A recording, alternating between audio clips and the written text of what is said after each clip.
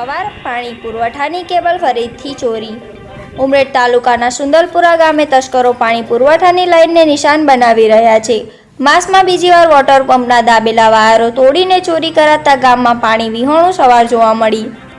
સ્થાનિક નાગરિકો તંગી અનુભવી પંચાયત ખાતે રજૂઆત માટે ઉમટી પડ્યા।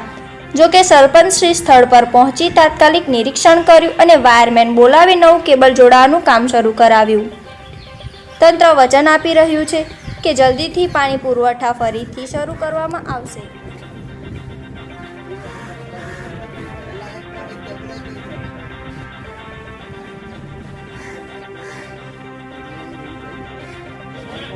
સુંદરપુરા ગ્રામ પંચાયત સરપંચ મારું નામ ઝાલા મહેન્દ્રસિંહ લક્ષ્મણસિંહ છે।